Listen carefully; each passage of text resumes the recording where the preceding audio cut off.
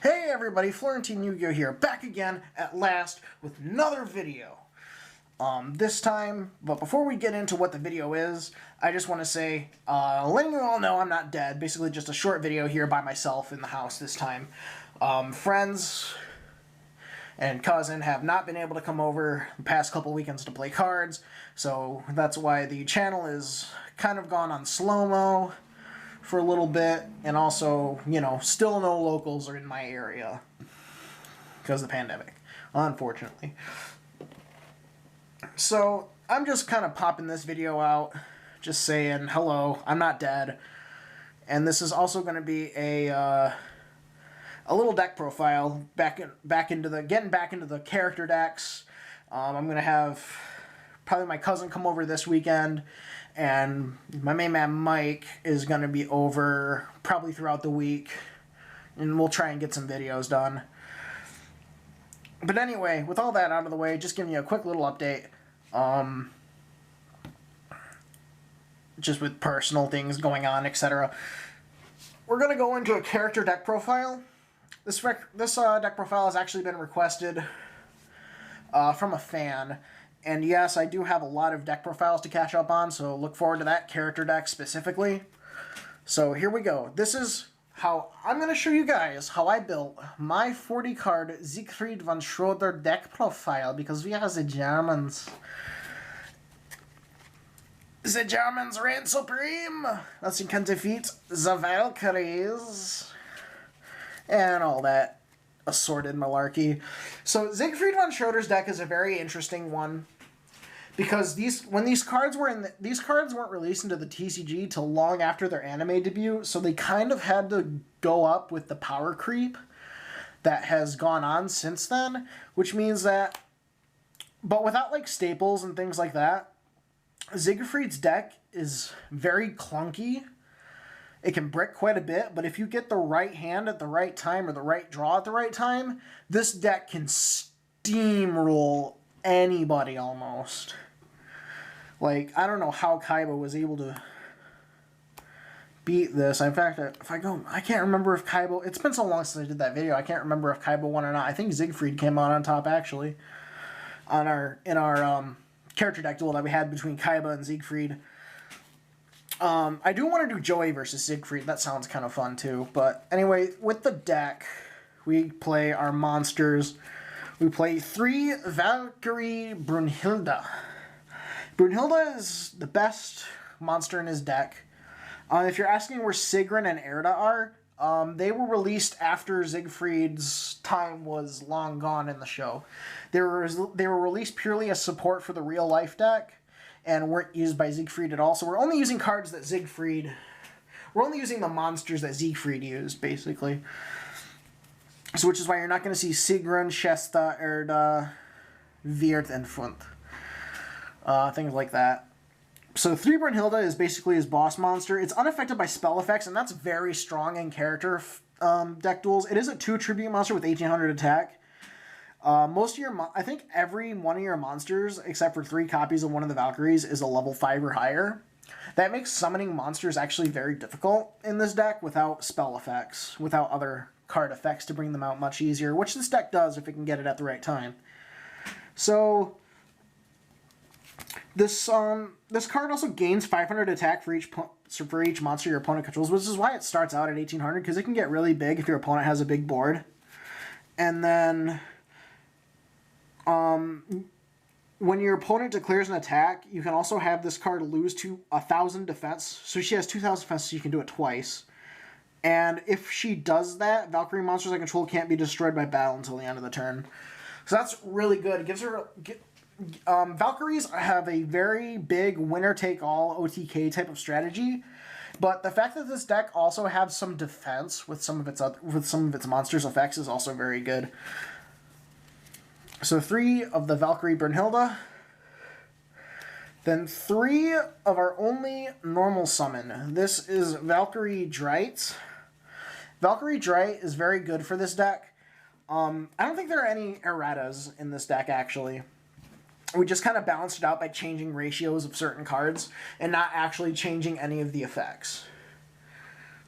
So Valkyrie Dreeth is a must-have at 3. When it's normal or special summon, you can add a Valkyrie card from your deck to your hand, except for itself. It can only be used once per turn, and then it gains 200 attack for each of your opponent's banished monsters. This deck does like to banish some things sometimes, so that's a good... You know, she only starts out at 1,000, so... Basically, how the Valkyries work is their attack is low because of some of their extremely powerful spells that make them very potent attackers, even with their low attack. If you've seen the show, you know what I'm talking about. So next up, we have some monster removal in the form of Valkyrie Zweite. I think I'm saying that correctly. So this one's a level 5 with 16/16. When it's summoned, I can target a monster my opponent controls, destroy it. Just whenever it's summoned. That's not once per turn either. Or no, both effects are... It has 2 effects. Both are hard once per turn each. So if you pop, you can still use the other effect. But, you know, I didn't know that the pop was hard once per turn. That's good to know, actually. But its other effect is after damage, if it battled, you can add a continuous card in your graveyard to your hand. A continuous spell. And Siegfried did use some pretty good continuous spells. I'll say that much. And then we have our level 6, 3 Valkyrie Erst. So when this card's special summoned from the hand by a spell effect, I can add Mischief of the Time Goddess in my graveyard to my hand. If I already haven't killed you with it, basically. And if I control a Valkyrie monster other than itself, as a quick effect, it can banish a monster from the opponent's graveyard, which again feeds into the banishing monsters theme of the archetype. But then this card's attack becomes equal to the banished monster's original attack until the end of that turn, and each effect can only be used once a turn. So Valkyrie Erst can actually get very large against enemies like Kaiba, because if you banish Blue Eyes White Dragon from your opponent's graveyard, bam, it's a 3,000 beater that you just summon off a spell easily. So 3 Erst. Lastly, we play 2 of the Union Fortune Chariot. This card's also always treated as a Valkyrie card, so it has Valkyrie in its name by effect text, so it's searchable with our level 4. Standard Union effects, once per turn, you can equip it to a fairy, or unequip it and special summon it. If the equipped monster would be destroyed by battle or card effect, this card gets destroyed instead, and the equipped monster can attack directly. But if it does using Fortune Chariot, the battle damage it does is halved. So it lets you bypass... It gives the deck some utility by bypassing your opponent's monsters as well if you need them to. Alright, that was all of the monster cards. Now we get into the massive spell lineup. 3 Ride of the Valkyries. Da-dun, da-da-da-da. This makes the deck do its thing, basically. This is the one card, make it... This can be a one card OTK, basically. Well, and 2 and 3, and... Well, you know what I mean. This starts the thing that makes the deck win. When this card's activated, special summon as many Valkyrie monsters as you'd like with different names from your hand. And then if you special summon 3 or more this way, you take no battle damage until the end of the next turn. This is really good because this card actually has a drawback for letting you summon so many monsters at once with it. Because at the end of the turn this card was activated, you shuffle all monsters you control back into the deck. But this card can also be banished from the graveyard to add Mischief of the Time Goddess from your deck to your hand in the same turn that you activated it, which is really good. It's, like I said, this is the card that makes everything go round in this deck. And you can only use the search effect of Ride once per turn, the one where you banish it to search Time Goddess. Speaking of Time Goddess, this card was so insane in the anime that they made it specifically exclusive to this archetype in the TCG. And this card is crazy even in this deck, just being an archetype exclusive. So it's a quick play spell. It's a super poly speed, so neither player can chain to it. And then it can't be activated as Chain Link 2 or higher, but at the end of the battle phase, if all the monsters you control have Valkyrie in their name, you can send this card to the graveyard after activation to immediately skip to the battle phase of your next turn in the future. And then you can't activate another Time Goddess in that new turn. This is extremely powerful because it's essentially Ride of the Valkyries, summon out your entire hand, banish it, search for Time Goddess, you get 2 battle phases, which is usually game over for your opponent. I was thinking of cutting Time Goddess to 1, but we still kind of want it to go off just because it's, yeah, it's searchable, but it's the main thing the deck does. So Time Goddess, insane in the anime, still insane for this deck. Very good strategy I like for Siegfried. This is how he gets his OTK. Because Mischief of the Time Goddess allows me to skip your turn. Alright. Now I've got 2 copies of the comeback card. Yes, Valkyries have a comeback card if you kill all of them. This is Final Light. This is Soul Charge for Valkyries. You pay 1,000 multiples. You pay multiples of 1,000 life points. Target Valkyries equal to every 1,000 you paid in your graveyard and summon them. The drawback to this is that your opponent can also summon monsters from their graveyard equal to the number of Valkyries you control. But the monsters your opponent can summon have to have 2,000 or less attack. And only 1 Final Light can be activated per turn. So this is a very powerful revival spell. So there's Final Light. Not much else to be said about that. Then we have some removal in the form of Valkyrie's Embrace. So if all the monsters on your side of the field are Valkyrie cards, you can change an attack position Valkyrie monster you control to defense position, then banish 1 monster your opponent controls by targeting it. And you cannot special summon monsters except Valkyrie monsters this turn. You can only activate 1 copy of this card per turn. Doesn't matter in this deck when every monster is a Valkyrie. That summon requirement. Pegasus Wing, I believe, is used for the Union? No. Yeah, it is. If you have, this is for Fortune Chariot, because you have to have a Union to activate this. So if you have a Union monster in your graveyard, target any number of Valkyrie monsters you control. Those monsters can attack directly, but the battle damage is half. So basically, if you have Fortune Chariot in your graveyard, you can give its effect to all of your Valkyries with this card, which is pretty cool. Just let them all attack directly. Alright, now for the continuous spells. Yes, I said, there are a lot of... Siegfried uses a lot of spell cards. So we're playing 2 of Goddess Skuld's Oracle, 2 of Goddess Verdandi's Guidance, but only 1 Urd's Verdict. I'll get into why Urd's Verdict is at 1, despite the other 2 being at 2, real soon. So each of these has an effect that kind of climbs off of the previous one. So what Skuld does... Okay, so if you control a Valkyrie, when you activate Skuld, you activate Guidance. And then if you activate Guidance while you control a Valkyrie, you can search Urd. Each one searches each other, but this one searches this one, which searches this one, if you have Valkyries on the field when they're activated. The other thing this card does is it lets you look at the top 3 cards of your opponent's deck and rearrange them in any order. That's basically all this one does. You can only use that effect once per turn. Now what Goddess Verdandi's Guidance does, other than the search effect, is when you can declare a type of card, being Monster Spell Trap, and then you, what is it? Monster Spell Trap. Reveal the top card of your opponent's deck, and if it was the declared type, they set it to their side of the field. Otherwise, they add it to their hand. So, you can obviously see where the setup is going. Scald lets you look at your opponent's deck and rearrange. Verdande lets you declare what you put on top of the deck, and then it sets it to their field. And this is where Urd comes in. Because what Urd says is when you set you can declare the name of a face-down card your opponent controls. If it is the correct card, they banish it. Is it banish? Otherwise, but if you guess wrong, you have to banish 1 card you control. That's the drawback if you get it wrong. But if you have all 3 of these out, you should be getting it correct all the time. You might think, why are you only playing 1 Urd if that's all it does?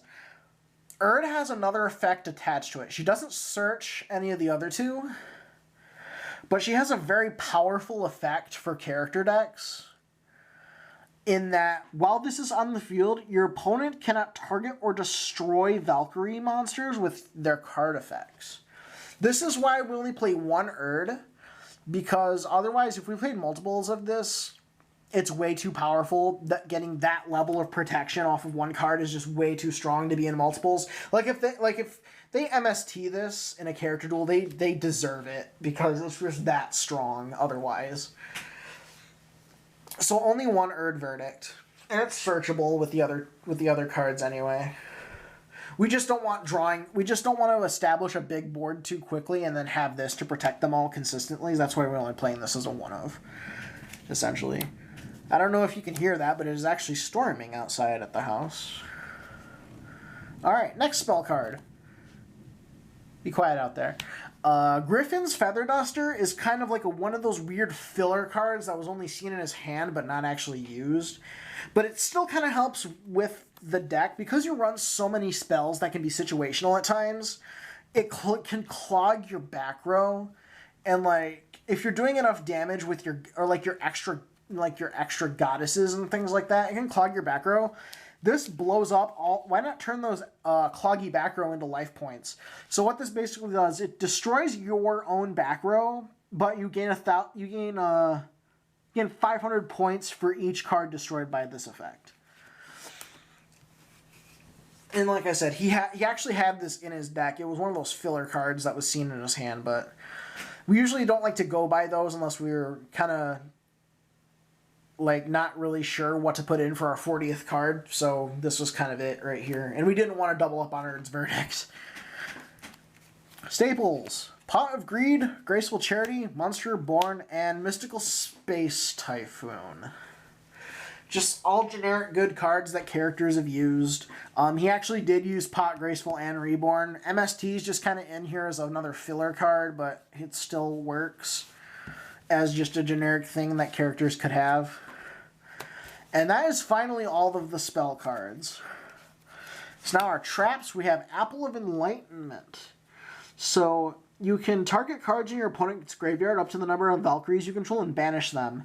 And then if this card was set and left the field because of an opponent's effect and is now in the graveyard, basically if your opponent MST this card, you can draw cards equal to the number of Valkyries you control plus 1. So that is actually a really good, this is actually a really good trap. It ruins your opponent's graveyard setup, and it also gets you card advantage if they try to pop, if they're blind MSTing stuff while you have monsters out. It's really good. Then we have 2 copies of Loge's Flame. While you control a Valkyrie monster, monsters your opponent controls with 2,000 or less attack cannot attack, and then if this card is destroyed by an opponent's card effect, you can special summon a level 5 or higher Valkyrie monster from your hand or deck. So this is another way to get Valkyries out on the field, which is pretty cool. And it's kind of a soft lock for your opponent. Your opponent's weaker monsters can't attack, but your Valkyries are so weak inherently anyway that it still kind of helps protect them, which is really nice. And then, just for some extra defense, because his deck is quite the glass cannon, we play in 3 Wabakus to round out the entire deck. None of your monsters can be destroyed by battle, and you take no battle damage for the turn this is activated. Just very good random defense. I didn't want to give him something like Mirror Force, because he already has his offensive tactics are already very overpowered in terms of character standards. So we wanted to give him something that's still defensive but doesn't actually put the opponent at a disadvantage in terms of card economy. So we thought Wabaku was a good idea. And that is the entirety of Siegfried's deck. Yes, I know there are a lot of cards that are missing from this, but that's only because with these character decks, we go by what's been released in the TCG and just errata things as we need to. Yes, I know we're cards they're exclusive in the anime still, Wotan's Judgment, Freaka's Mediation, Nibelung's Treasure. Good God, Nibelung's Treasure. They need to never print that, actually. But you know what I mean. Like I said, this is the best we can do with what we have, and it feels like a Siegfried deck. You really feel You feel like the power. You feel powerful when playing this, like Siegfried. You just kind of get the idea. Anyway, this has been Florentine Yu-Gi-Oh! With a quick little deck profile. 40 card Siegfried von Schroeder Valkyrie deck profile. And thank you all for watching, and we'll see you in the next one. Goodbye.